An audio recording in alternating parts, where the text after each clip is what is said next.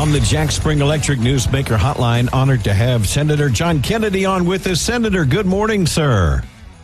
Morning, Mike.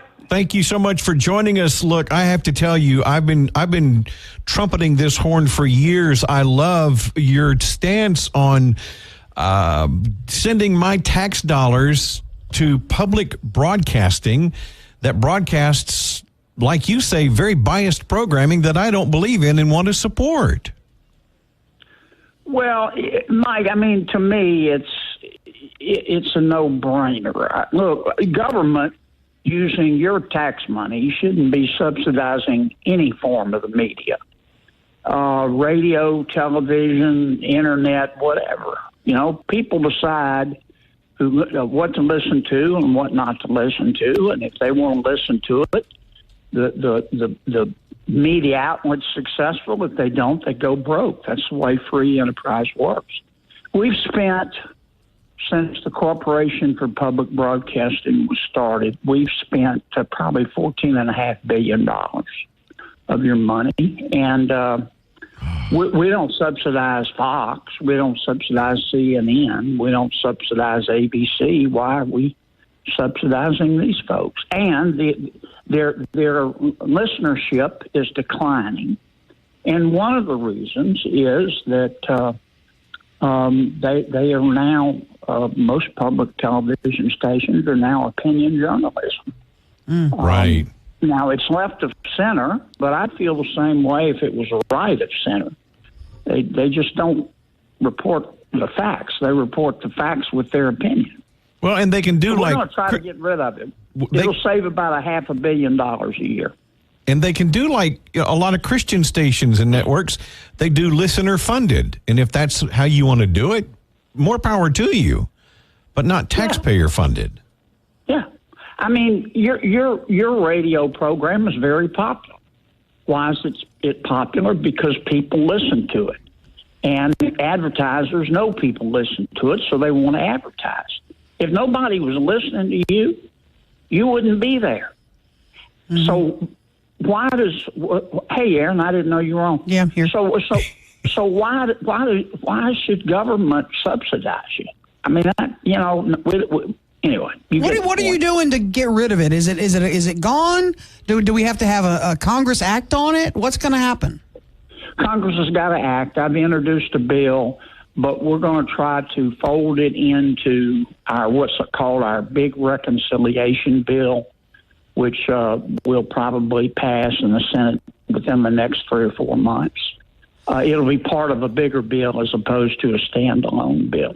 Let's switch gears to the Elon Musk efforts. First off, federal workers, give us some accountability. What are you doing? Give me 5 things you did last week. Is he out of line to ask that? No, not in my opinion. When I worked in the private sector, I practiced law. I had to fill out a form every day accounting for every 15 minutes of my time.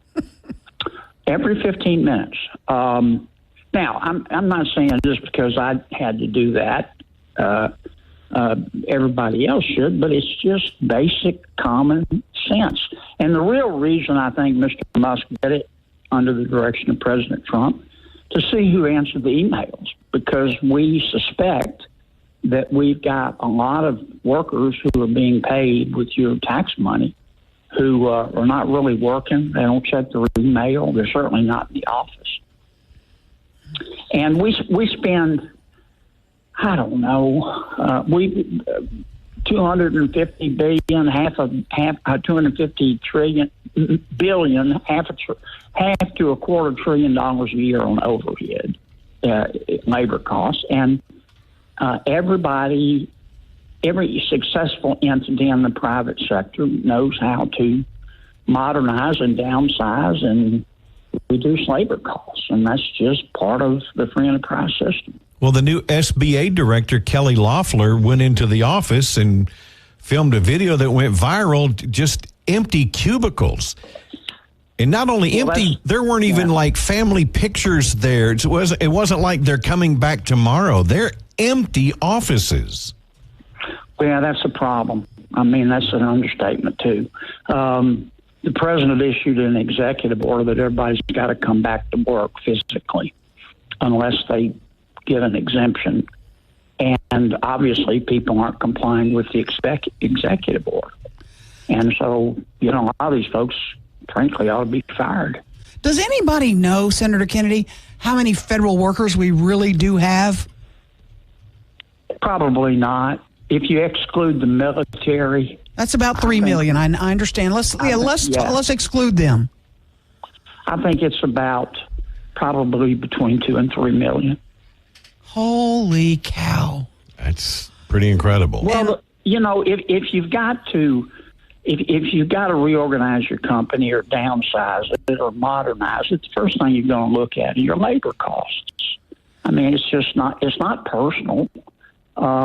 It goes on every day in the private sector, and government shouldn't be any different. But we didn't get here in the last 4 years under Biden. This government has ballooned up to the size it is over decades, and people are going to feel the pinch now because this president sounds like he's serious about it. But we're going to go through some pains, right? Yeah, but it's a normal part. I mean, I'm not saying it's fun, particularly if you're on the receiving end, but it's just a normal part of trying to be efficient. We see it every day in the private sector. Why should government be exempt? I mean, we've got a $36 squillion debt. And this is one of the reasons why, and you're right, Aaron, this has gone on, since God was a corporal, since we've had the federal government, this has gone on forever. And it's just time. We can't afford it anymore. And I applaud President Trump and Mr. Musk for taking this on. People are mad at them. All the screaming and wailing and gnashing of teeth. It sounds like the game room in a mental hospital around here. Well, that's just a normal part of the process. I saw a report this morning that DOGE has already saved a reported $65 billion through, the fraud detection and deletion, contract cancellations, et cetera. And there's been talk about issuing checks to the American taxpayers to the tune of about $5,000. Would you like to see checks issued, or would you like to see that money put toward the debt? Look, sending folks checks is fine with me. What I think we need to do, we're only about, Mr. Musk and his team are only about probably 10% of the way through the process, maybe only 5%. I'd like to see the savings that we have at the end. Maybe we could send a portion back to people. Maybe we could send all back to people. Maybe we could use it to pay down debt. I just want to see what the total is before I make that decision. Senator Kennedy, can I give you a scenario? Because I want to make sure you're completely comfortable with what's going on. If we, in 4 years, and I know, don't cringe too bad, but in 4 years, if Hillary Clinton is elected president, I'm just throwing a name out, and George Soros is doing what Elon Musk is doing, are you still for it? Yeah. I mean, I believe that's democracy. The president, we have a president, a Congress, a judiciary. Everybody has his or her assigned role according to the Constitution. If the American people elected Hillary Clinton to be president, and she went through and started reducing employees, I would support it.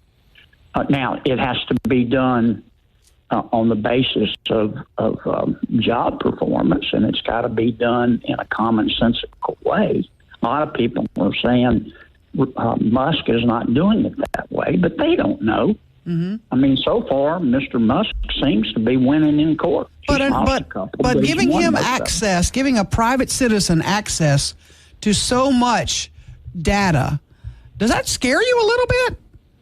I think it's a red herring. First of all, Musk has a top secret clearance. I mean, he builds rockets for us. Number two, somebody's looking at that data every single day.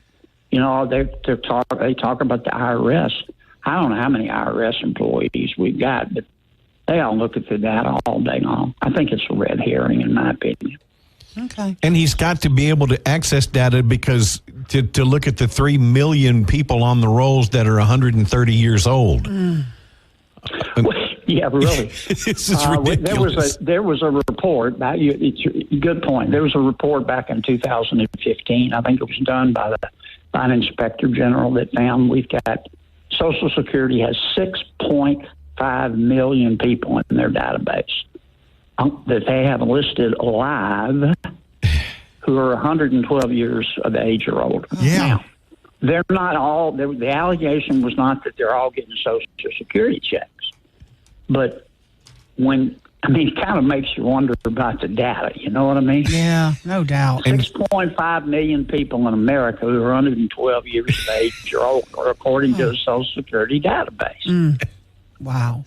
I laugh because there's nothing else you can do. Yeah. Senator, thank you so much. We appreciate you being willing to come on with us.